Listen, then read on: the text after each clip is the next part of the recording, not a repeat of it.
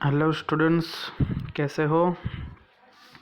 आज हम 10वीं क्लास मैथ्स उसमें 13वां चैप्टर पृष्ठीय क्षेत्रफल और आयतन उसके बारे में पढ़ाई करेंगे। ठीक है। और इस बार इस चैप्टर में से प्रश्नावली 13.1 और 13.2 बस ये दो ही प्रश्नावली पूछी जाएगी और उसमें से ही एग्जाम्पल पूछा जाएगा आपको। ठीक है, तो चलो स्टार्ट करते हैं।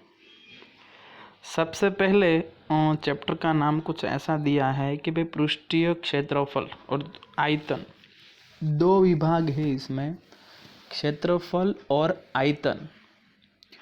तो सबसे पहले आपको क्षेत्रफल और आयतन के जितने भी फॉर्मूले हैं, चाहे वो घन हो, चाहे वो बेलन हो, चाहे वो गोला हो, अर्धगोला हो, शंकु हो, ये सभी के क्षेत्रफल और आयतन, वो सभी के फॉर्मूले आपको याद रखने पड़ेंगे।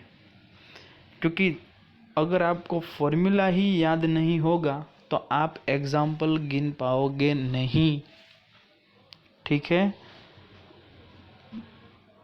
और ये सभी के फॉर्मूले आपको याद भी रखने पड़ेंगे। फॉर्मूले कुछ डिफ़िकल्ट नहीं है, ये ऑलरेडी आपकी 7वीं और 8वीं क्लास में आ चुके हैं। ठीक है। मैं आपको ये फॉर्मूला का लिस्ट आपके ग्रुप में सेंड कर दूंगा। ठीक है, आप वो देख लेना। फिर भी मैं यहाँ पे क्षेत्रफल के जितने फॉर्मूले हैं वो आपको मैं बता देता हूँ। ठीक है, तो चलो सबसे पहले आपको अगर पूछा जाए कि भाई घन का पृष्ठफल और क्षेत्रफल दोनों का मीनिंग है। कोई घन है, घन की भुजा कितनी होगी? पृष्ठ 6 पृष्ठ होगी, इसलिए घन का पृष्ठफल या तो क्षेत्रफल होगा 6l²। घनाभ है तो घनाभ की भी 6 पृष्ठ है, लेकिन उसमें लंबाई, चौड़ाई और ऊंचाई यानी कि L, B और H आता है, इसलिए उसका फॉर्मूला रहेगा 2 ब्रैकेट में LB plus BH plus HL, bracket खत्म। ये हो गया घनाभ का क्षेत्रफल। अब अगर आपको वृत्त का क्षेत्रफल पूछा जाए गोले का, तो उसका तो πr² है ही। ठीक है। बेलन का अगर आपको पृष्ठफल, बाहर की जो सतह है वो बेलन का क्षेत्रफल आपको पूछा जाए तो उसका फॉर्मूला आएगा 2πrh, जहाँ पे पाई की वैल्यू आपको पता ही है 22/7 या तो 3.14। आर मतलब त्रिज्या, रेडियस, और एच मतलब ऊंचाई। ठीक है। दूसरी बात, अगर बेलन ऊपर या तो नीचे कोई एक साइड से अगर बंद हो, बंद अगर करना है तो वहाँ पे वृत्त डालना पड़ेगा। जो बंद कर रहे वो राउंड आकार में ही काटना पड़ेगा ना। तो उसका फॉर्मूला रहेगा कि एक साइड बंद है अगर बेलन, तो उसका फॉर्मूला रहेगा 2πrh प्लस πr²। अगर दोनों ही साइड बंद है तो πr² ऊपर भी πr² नीचे भी, इसलिए बन गए 2πr²। तो अगर पूरा बंद बेलन है तो उसका क्षेत्रफल होगा 2πrh प्लस 2πr²। ठीक है, समझ में आ रहा है आपको? देखो, ये जितने भी मैं फॉर्मूले आपको बता रहा हूँ, ये सभी फॉर्मूले आपको आने चाहिए, क्योंकि ये पूरा चैप्टर फॉर्मूला के ऊपर ही है। अगर फॉर्मूला ही आपको नहीं आता तो फिर आप इसमें कुछ भी कर पाओगे नहीं, ये पहले से ही मैं बोल रहा हूँ। ठीक है, चलो अब आगे कि भाई मान लो कोई शंकु है। क्या है? शंकु। शंकु आपने देखा ही है, देखा है ना? जोकर की टोपी, आइसक्रीम का कोन, ये सभी किसके उदाहरण हैं? शंकु के। ठीक है, तो ये जो शंकु है वो शंकु का अगर आपको क्षेत्रफल पूछा जाए, शंकु अगर खुला है, मान लो जोकर की टोपी है वो तो खुली होगी। ठीक है, तो अगर खुले शंकु का क्षेत्रफल पूछा जाए तो उसका फॉर्मूला रहेगा पाई आर एल। क्या रहेगा? पाई आर एल। एल मतलब क्या? तो एल मतलब अंडर रूट में R square plus H square. वो पाइथागोरस का जो प्रमेय है वहाँ से आया। अगर बंद शंकु का क्षेत्रफल पूछा जाए तो बंद करना है तो नीचे भी राउंड आकार वृत्त लगाना पड़ेगा, तो फिर उसका बंद शंकु का क्षेत्रफल हो जाएगा pi R L plus pi R square. Okay, आगे अब आपको पूछा जाए कि भाई गोले का क्षेत्रफल, तो अगर पूरा गोला है, वृत्त की बात नहीं कर रहा हूँ, गोले की बात कर रहा हूँ, पूरा गोला है तो उसका होगा क्षेत्रफल 4 पाई आर स्क्वायर। अर्ध गोला है, आधा है, तो होगा 2 पाई आर स्क्वायर। अगर बंध अर्ध गोला है तो होगा 3 पाई आर स्क्वायर। ओके, ये यहाँ पे मैंने जो भी फॉर्मूले आपको बताए हैं वो आप बुक में नोट डाउन कर सकते हैं। और भी कई क्षेत्रफल है, मैं आपको इस चैप्टर में तो अभी तक मैंने जो बताया फॉर्मूले वो सभी के यूज़ हो गए। बाकी जो है फॉर्मूले वो आपको कहीं ना कहीं आपको यूज़फुल हो गए।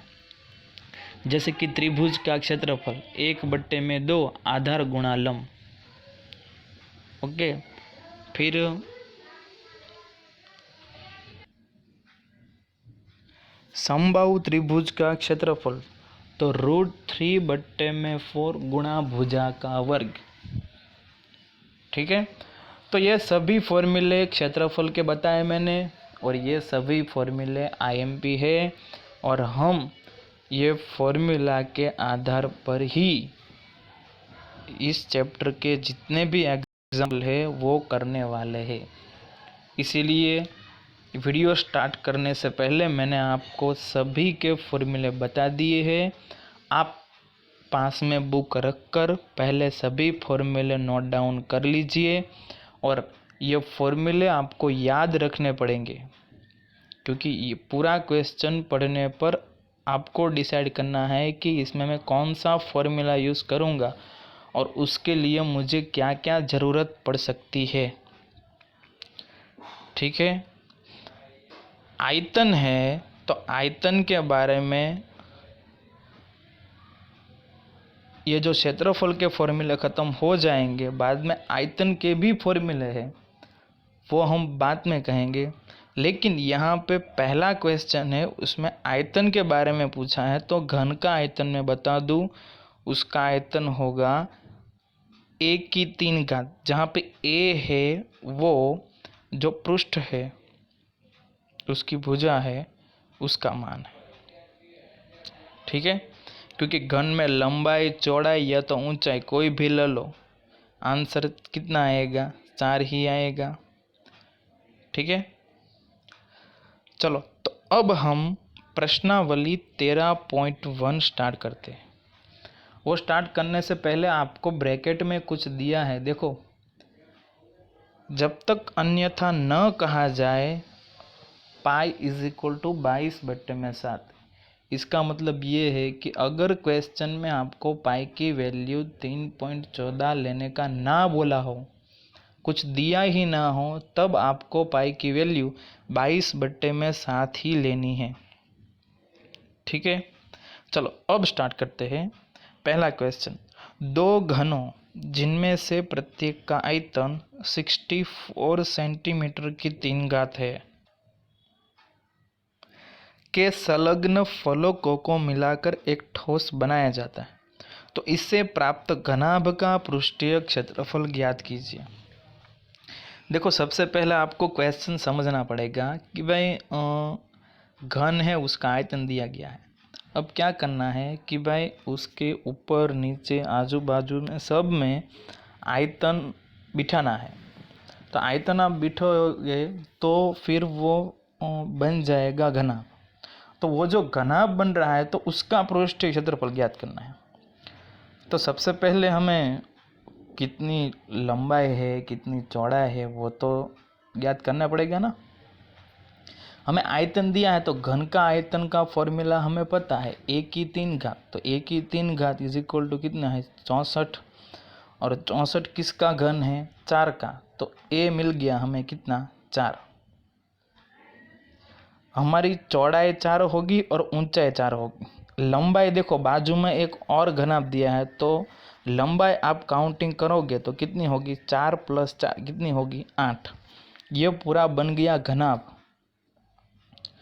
तो अब इसमें लंबाई है 8 सेंटीमीटर, चौड़ाई है 4 सेंटीमीटर और ऊंचाई है 4 सेंटीमीटर। अब आपको पूछा गया कि भाई घनाभ का पृष्ठीय क्षेत्रफल ज्ञात कीजिए। तो उसका क्षेत्रफल अभी मैंने जस्ट बताया, 2 ब्रैकेट में LB + BH + HL। तो 2 ब्रैकेट में 4 × 8 + 4 × 4 + 8 × 4। तो देखो 2 ब्रैकेट में 32 + 16 + 32 तो आएगा 80, और 80 × 2 तो 160 सेंटीमीटर की 2 घात। देखो ये इकाई लिखने की ज़रूरत है आपको। सेंटीमीटर हो तो सेंटीमीटर की 2 घात, मीटर हो तो मीटर की 2 घात। अगर क्षेत्रफल पूछे तो आयतन हो तो 3 घात आएगी, मीटर की 3 घात या तो सेंटीमीटर की 3 घात। और ये लिखना ज़रूरी है, वापिस मैं कह देता हूँ। ठीक है, चलो अब आगे।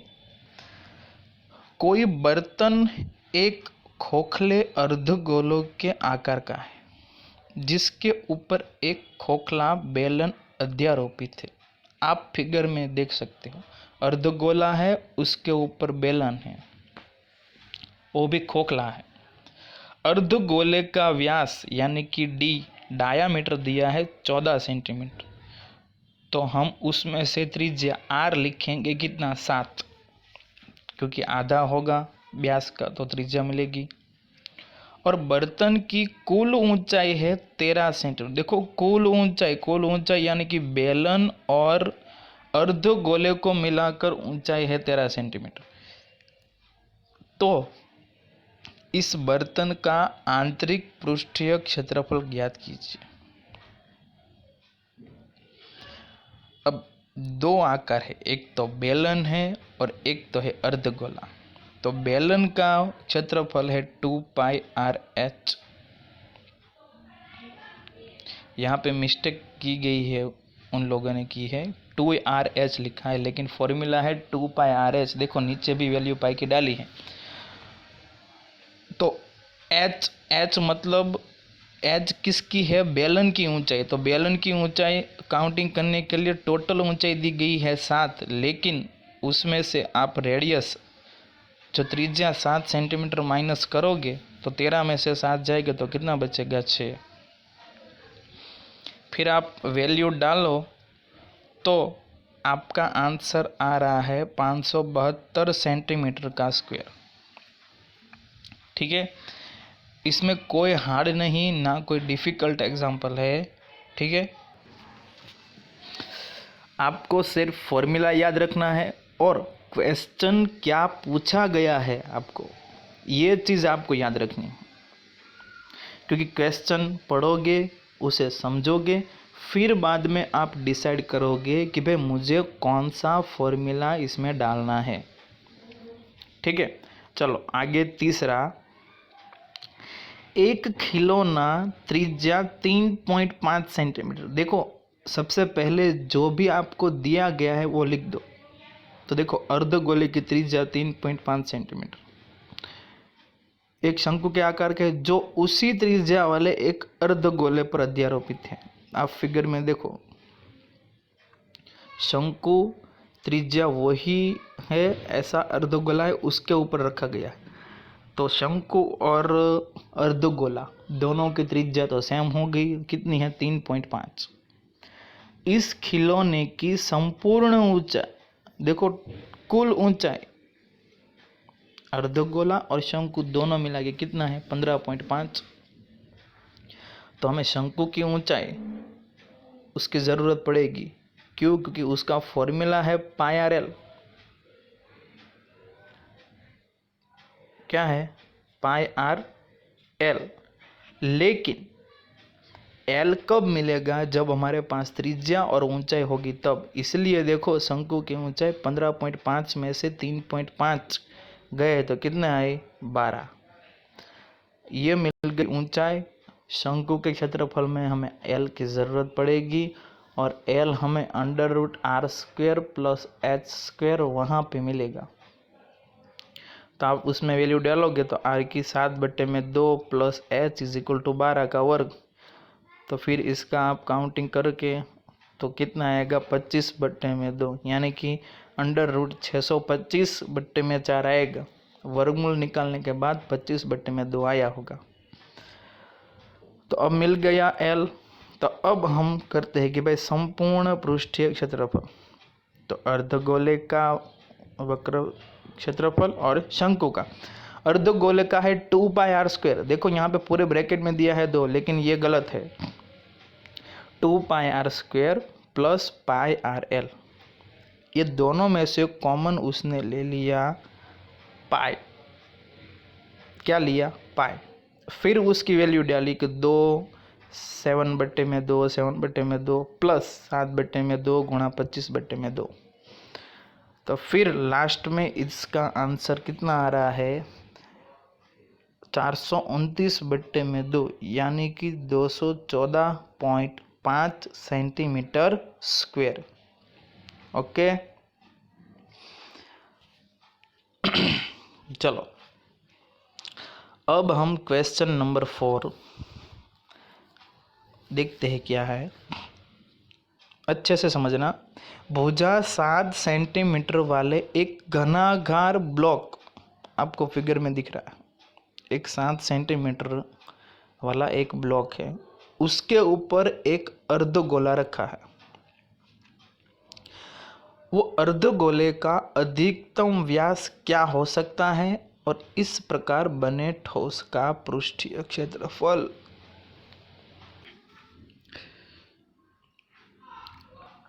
पृष्ठीय क्षेत्रफल ज्ञात करना है।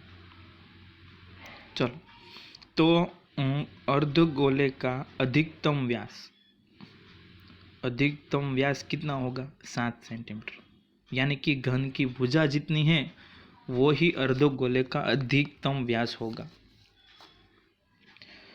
व्यास 7 है तो त्रिज्या होगी 7/2। ठीक है,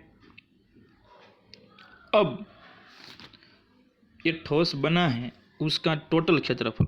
तो सबसे पहले घन का, तो उसका 6l²। फिर उसमें से माइनस करना पड़ेगा जो अर्धगोला रखा है ना, उसका जो आधार है वो तो किसके ऊपर है? घन के ऊपर है, तो वो माइनस करना पड़ेगा, इसलिए यहाँ पे माइनस किया है। और उसके ऊपर है हमारा अर्धगोला, यानी कि 2πr²। आप फिगर में एक बार देखो, उसमें देखो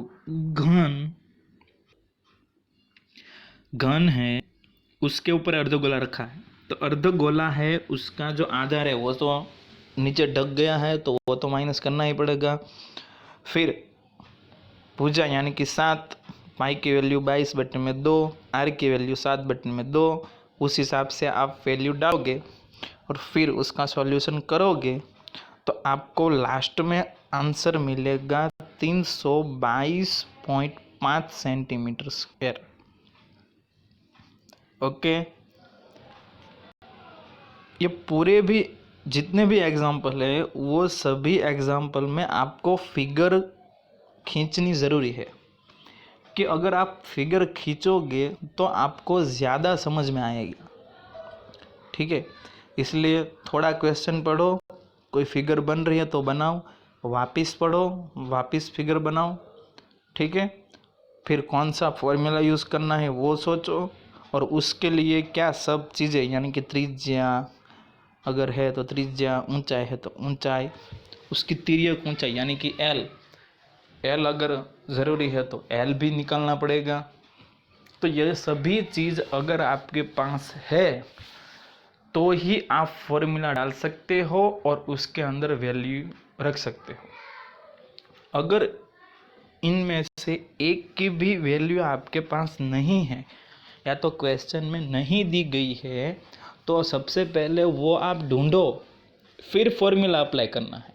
ओके, चलो आगे। पांचवा, एक घनाकार ब्लॉक के एक फलक को अंदर की ओर से काटकर अर्धगोलाकार गड्ढा इस प्रकार बनाया गया है कि अर्धगोले का व्यास घन के किनारे के बराबर है। आप देख सकते हो किस प्रकार काटा है, कितने फलक को काटा है, एक। ठीक है, और कैसे काटा है वो भी आपको बताया है कि भाई उसका व्यास घन के किनारे के बराबर है। तो अब जो ऐसे काटने पर काट कर जो बाहर निकला भाग वो तो फेंक देना है। तो अब जो बच रहा है ठोस पदार्थ, उसका क्षेत्रफल क्या है? तो सबसे पहले अर्धगोले का व्यास मान लिया इसने एल, आप डी भी मान सकते हो कोई भी, तो त्रिज्या होगी एल बटे में 2। अब घन का पृष्ठीय क्षेत्रफल 6l²। तो आपको क्या करना है कि सबसे पहले पूरे घन का क्षेत्रफल कितना है 6l², उसमें से अर्धगोले का क्षेत्रफल प्लस अर्धगोले का वक्र पृष्ठ क्षेत्रफल। अर्धगोला काटा है इसलिए, और दूसरा है अर्धगोले का वक्र पृष्ठ क्षेत्रफल। वक्र मतलब साइड में भी कटा तो होगा ना, तो अर्धगोले का तो πr² और अर्धगोले का वक्र तो 2πr²। ठीक है, तो ये आपको माइनस करके फिर जोड़ना पड़ेगा। अर्धगोले का जो आधार है यानी कि πr² वो माइनस करना है, बाकी ऐड क्या करना है, अर्धगोले का वक्र पृष्ठ क्षेत्रफल। तो ये करोगे, उन सब में से l बटे में 2 निकाल दिया और उसका वर्ग, तो l की 2 घात बटे में 4 ब्रैकेट में पाई प्लस 24, इसका ये आंसर रहेगा। ठीक है, चलो अब क्वेश्चन नंबर 6 की ओर आगे बढ़ते हैं कि भाई दवा का एक कैप्सूल एक बेलन के आकार है, आप देख रहे हो फिगर में, जिसके दोनों सिरों पर एक एक अर्धगोला लगा हुआ है। बेलन है, 2 अर्धगोले हैं, तो फॉर्मूला आपको फटाफट दिमाग में आ जाने चाहिए। पूरे कैप्सूल की लंबाई 14 mm यानी कि मिलीमीटर है, मिली मतलब 10⁻³ घात। उसका व्यास भी 5 mm यानी कि 5 मिलीमीटर है। तो इसका पृष्ठीय क्षेत्रफल ज्ञात करना है हमें। तो सबसे पहले व्यास दिया है 5, तो त्रिज्या होगी 5 बटे में 2 mm यानी कि मिलीमीटर। अब बेलन की कुल लंबाई दी गई है कितनी, 14। अगर आप वो कैप्सूल को खड़ा कर दोगे तो ऊंचाई हो जाएगी, और हमें ऊंचाई सिर्फ बेलन में ज़रूरत पड़ती है, इसलिए दोनों साइड जो त्रिज्या दी गई है 5 बटे में 5 बटे में 2 यानी कि 5, तो वो माइनस करना पड़ेगा। तो 14 में से 5 गया तो कितना बचा, 9। तो ये मिल गई बेलन की ऊंचाई। आपके पास h भी है, हमें ज़रूरत सिर्फ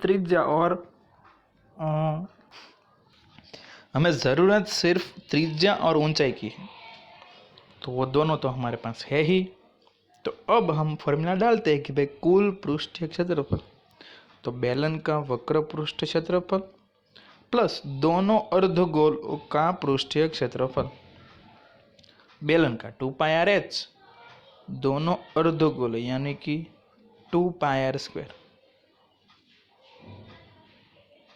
ठीक है, अर्धगोला है 2, इसलिए एक का है 2πr², तो दूसरे का होगा, मतलब टोटल पूरा गोला बन गया तो 4πr²।